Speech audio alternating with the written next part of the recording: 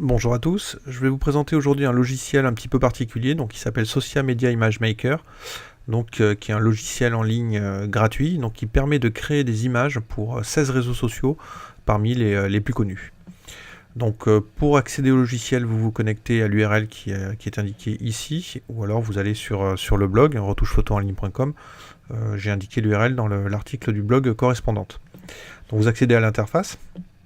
Donc avec à gauche les 16 réseaux sociaux qui sont traités par Social Media Image Maker, et à droite en fait les images, le type d'image que vous pouvez créer avec l'outil et qui sont spécifiques évidemment à chaque réseau social.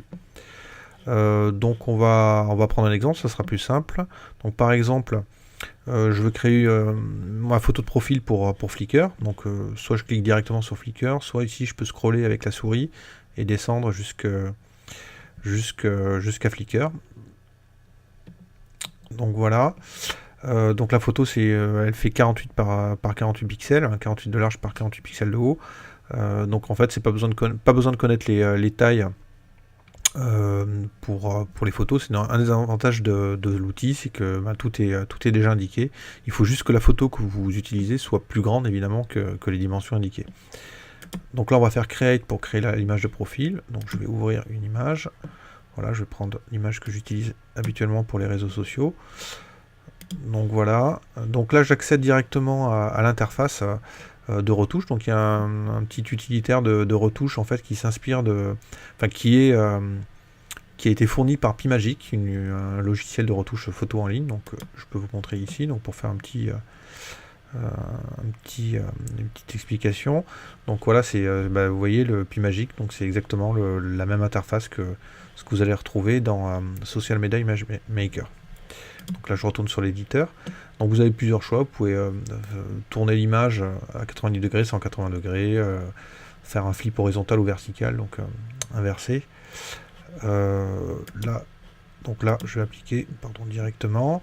Vous avez la possibilité de faire des effets parmi tous ceux qui sont indiqués ici, donc ça peut être sympa pour donner un petit côté un peu particulier à la photo. Voilà, moi je vais prendre celui-là par exemple. Donc voilà, vous pouvez donc appliquer l'effet. Vous pouvez également accentuer la netteté, créer un flou, créer du bruit, désaturer l'image, la passer en noir et blanc. Bref, vous avez une dizaine de possibilités en fait pour appliquer quelques ajustements à l'image. Enfin, une fois que c'est terminé, vous nommez l'image. Vous pouvez soit l'enregistrer en PNG, soit en JPEG, ou le laisser en automatique pour qu'elle garde l'extension qu'elle avait à l'origine. Donc sachez qu'une fois de plus, le PNG est très utile si votre image contient un fond transparent ou si vous voulez garder une transparence au fond. À ce moment-là, vous pouvez enregistrer en PNG, ce qui est bien pratique.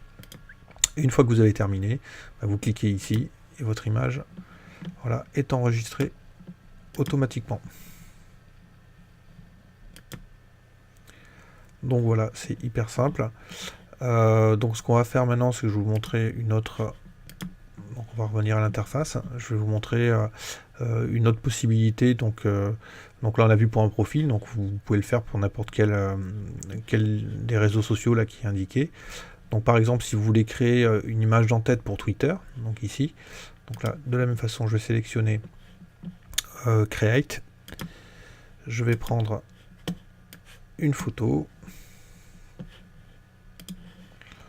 voilà, donc là il a mis directement aux bonnes dimensions, donc là vous voyez il vous indique qu'en fait la photo est beaucoup trop grande, donc il va falloir régler, déplacer un petit peu l'image et recadrer comme vous voulez pour que la photo, voilà. Donc là je l'ai juste recadré comme il faut, donc vous voyez, là vous avez directement l'image aux bonnes tailles. Pareil, vous retrouvez le même éditeur, donc avec la possibilité de créer un effet spécifique. Donc là après il faut en essayer plusieurs, puis prendre celui qui vous plaît, ou pas d'effet du tout d'ailleurs. Donc voilà, un petit effet années 70, ça peut être sympa. Et puis de la même façon que tout à l'heure, vous retrouvez toutes les possibilités d'ajustement qu'on a déjà vu. Donc, et à la fin, vous enregistrez l'image et c'est réglé. Donc voilà. Donc c'est pas plus compliqué que ça, ça se fait hyper rapidement. Pas besoin de se prendre la tête sur les tailles d'image, tout est indiqué en dessous. Voilà, quel que soit le réseau social. Donc c'est vraiment un outil super pratique. C'est, je dirais, un incontournable d'ailleurs si vous utilisez beaucoup les réseaux sociaux et que vous aimez bien changer un petit peu le look de votre page ou de votre profil. C'est franchement super pratique. Donc un logiciel que je conseille. Voilà, la démo est terminée. Donc je vous dis à bientôt sur le blog ou dans une prochaine vidéo. Au revoir.